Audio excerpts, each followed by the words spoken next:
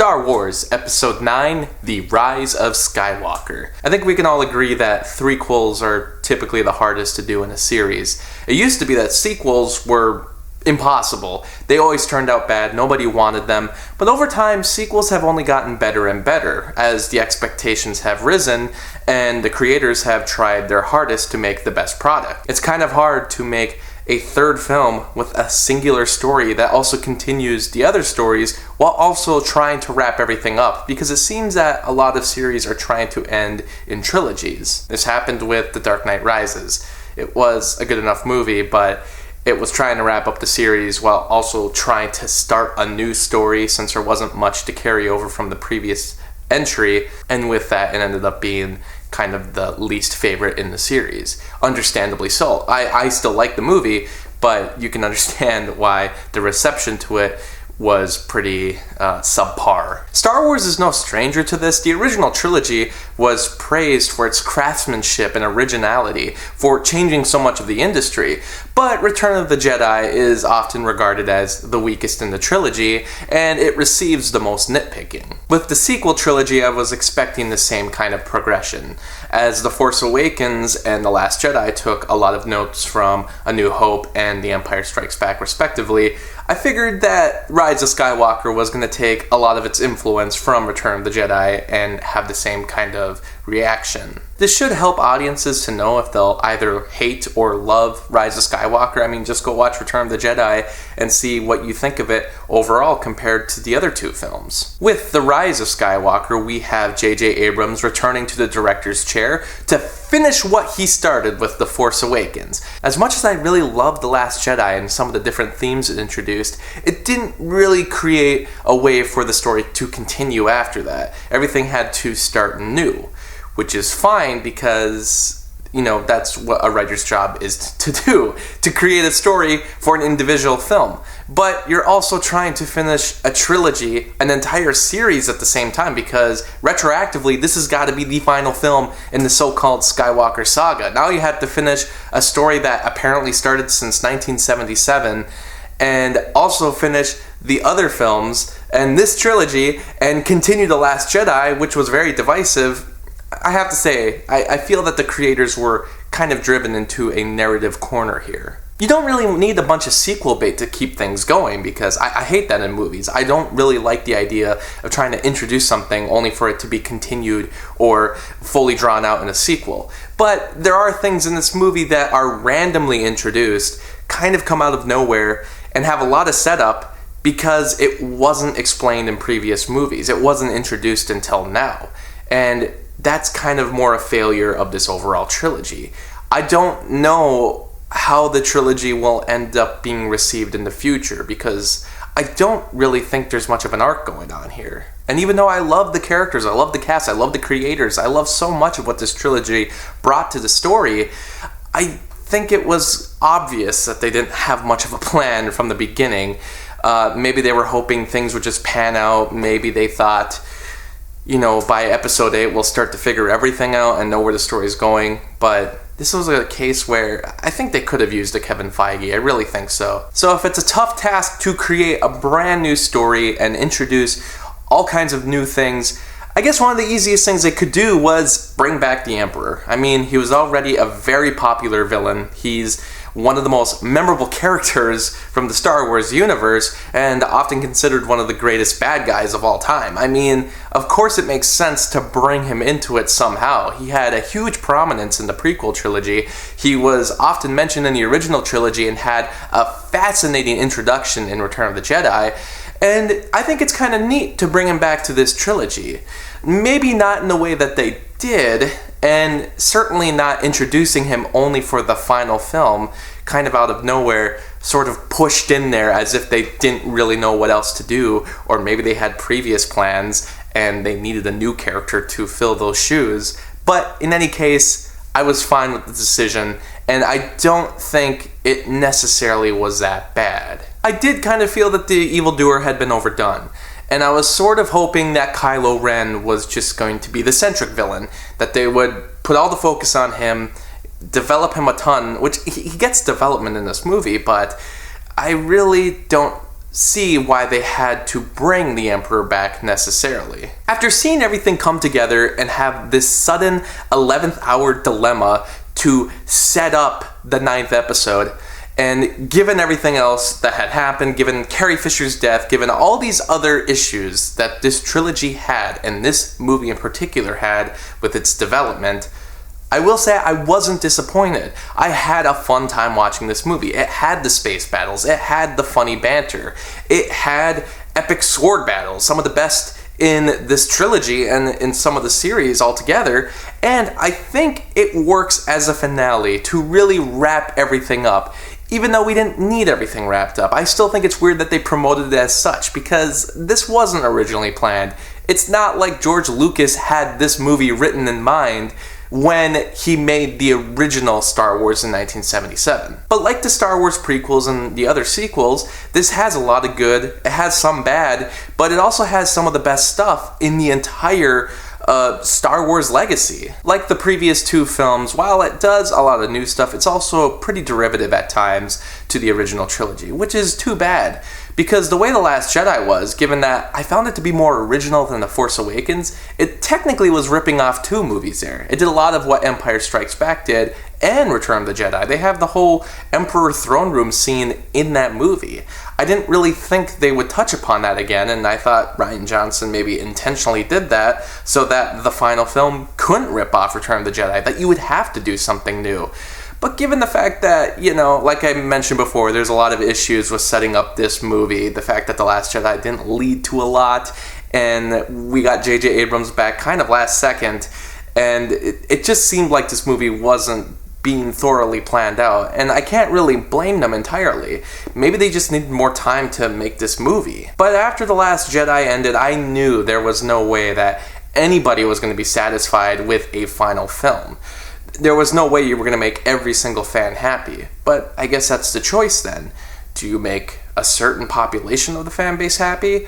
Or do you attempt to make everyone happy when that's essentially impossible? It's unfortunate because this episode does have some good moments, some of the best in the entire saga. It has some great nods to previous movies, to previous characters, and it wraps up a lot of the emotional beats from The Force Awakens. Kylo Ren didn't really start out as my favorite character after seeing Episode 7, but after Episode 8 came out, I thought they grew him a lot, I came to like him even more, and I was excited to see where they would take him. The final result is familiar. I mean, it's not really anything new to movies or to this franchise in particular, but I won't say it was disappointing. I still really enjoyed what they did. No matter how much it feels like they maybe are taking too many notes from other characters, or maybe they're ripping things off, I still think they did a good job of what they presented. And Adam Driver is giving an impressionable performance, and he ended up being my favorite character in the entire saga. He is the most interesting person. As a fan of the new characters, I was really happy that the three main leads finally joined together and went on their own journey for a big chunk of the movie. They haven't all been together since their introduction in 2015. And yeah, there's a lot of jumping around in the first act, as presented by Poe's lightspeed jumping. I mean, they're literally presenting how much of a jumpy movie this is gonna be. The first act is introducing a lot, it's setting up a lot, but it felt like the first Star Wars movie, where there is a lot of backstory that you don't necessarily need to comprehend every ounce of it. It's simple enough that you get what's going on, and they're chasing the MacGuffin, and they're running around, breaking into things, freeing characters, going to one planet after another, and it feels like Star Wars. I think the first act is gonna get the most criticism, but it is a messy time, but I enjoy the mess. I think it's an interesting mess. And a lot of the characters that they introduce may seem forced because, hey, maybe this is going to be a good action figure. Hey, we could just fit in a character here to, I guess, utilize this actor because we like this actor. It feels very last second, but I enjoyed their presence. I enjoyed their character designs and what kind of different traits they had and where they came from. I thought they were interesting enough, and that's all I really need. Rey was my favorite character in The Force Awakens, but it felt like in The Last Jedi she got overshadowed for the overall arc of Luke's character. In this movie, she takes full reign again. We get so much story with her. Rey is a full-fledged Jedi in this movie. She is a badass. She is doing so many cool Jedi mind tricks and awesome, flips. They bring back the flips from the prequels, but they also have a reveal about her character that I didn't really like. It felt like it was a crutch to give her conflict. I won't reveal what it is. I'm sure a lot of people already know, but to me, this was the worst aspect of the entire trilogy. It felt cheap. It felt out of nowhere. It didn't feel like it fit, and it felt like at times that the movie wasn't even really acknowledging it. It almost felt like it was a last-second decision that isn't really brought up for most of it. I wasn't a fan of that. It felt just kind of awkward. The old side characters and new side characters, they are given enough screen time to become memorable. I didn't feel that one character felt mismatched or out of place in this movie. We have so many great moments from C-3PO, Chewbacca, Lando, the new robot. We have the new characters, Zori and Jannah. Maz Kanata comes back and she has a couple good moments. Hux and General Pride. Hux has always been a favorite of mine and they do something awesome with him this time around. And then they introduce Richard E. Grant's character, General Pride, which steals every scene that he's in, and I really wish he just would have been in the entire trilogy. I'm glad that he finally got his chance to be in this movie. He is an excellent actor. I did feel like Rose Tico got screwed over.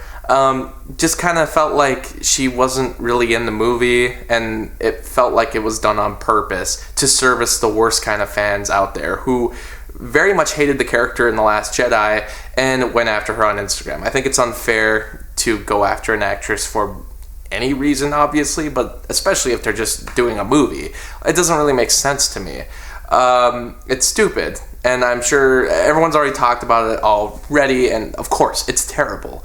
But also, to cut her out of this movie just felt awkward, because we did get a lot of build-up in her and Finn's relationship in the first movie. Not necessarily that they needed to push it any further, but they introduce a new character with Finn who's a lot of fun, but it's like, why isn't that just Rose? Why couldn't Rose join them on the adventure? This is the most muddled of the series. There's a lot of locations, a lot of characters, a lot of intertwined story beats.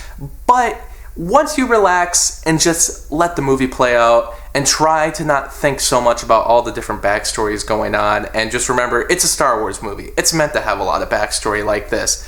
I think you'll have a much more fun time. You can't expect this to be like the previous films. You know, every Star Wars movie should be its own thing without the comparisons. Because, I mean, what's the point of even doing that? We have the original trilogy, which is perfect. You can't really top any of those. I just think that what's the point in even comparing them? They're all great. I think they're all bring something different to the table.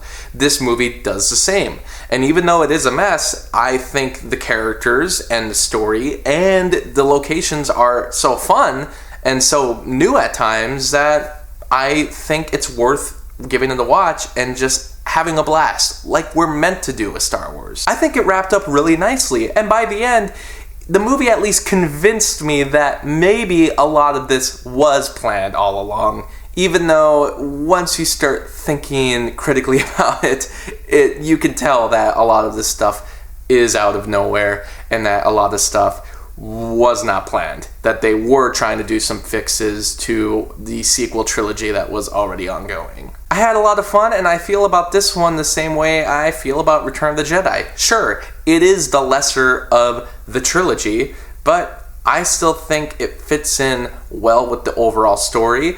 And I think that when I return to this series, there's no way I'm not going to be able to cap it off without this finale. They probably felt you needed to adhere to a trilogy format when maybe they could have done more movies. I mean, The Last Jedi ended in a way where the next movie had to introduce stuff. So why didn't you introduce a bunch of stuff in this movie, try to start a story, and then finish it off with a 10th film?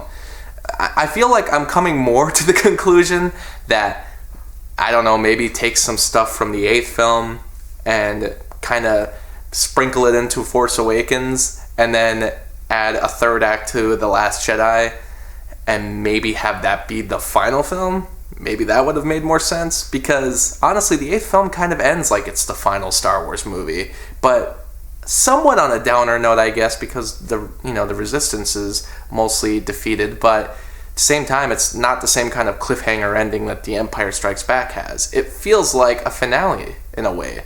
So, I don't know. It's going to be interesting to see what people think of this trilogy in the future, what some of the kids who grew up with this series will think of it in the future. I think overall, it's going to feel probably not nearly as unique as the prequel trilogy. It's going to probably be liked more, but I don't know, give it a couple years, because it's going to be weird to watch the prequels, which for every argument you can make, they are at least different movies from the original films. While these movies, while I like them more than the prequels and I find them to be very entertaining, overall they are pretty much the plots of the original trilogy. It'll be weird to try to watch all 9 films and get 3 films that have their own stories, and then another 3 films that have their own stories, and then the last 3 films, which are the previous 3 films' stories.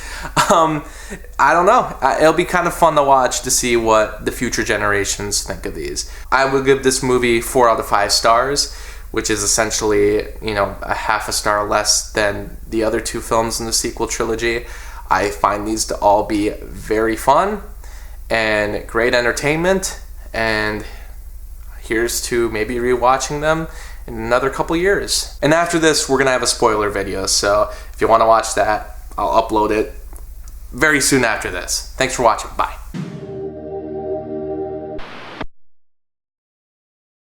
Thanks to all my Patreon supporters. For only $7, you can get your own monthly movie review. Ask me to review anything I haven't already. There's also other perks like blogs, exclusive videos, and early access. You can also follow me on Facebook, Twitter, and Instagram. And thanks so much for watching this video.